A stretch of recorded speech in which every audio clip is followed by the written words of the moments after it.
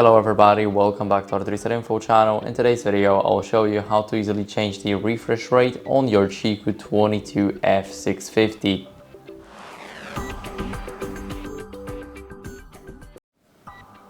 So first, what you guys want to do is click the right mouse button here and then go over to display settings.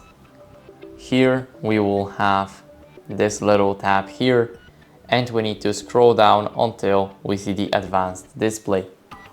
Now here, as you guys can see, I am running on 50 Hz right now.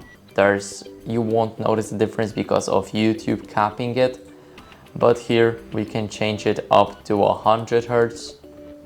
And as you guys can see, now we can click on keep changes. And for me, the difference is definitely there. This is much smoother.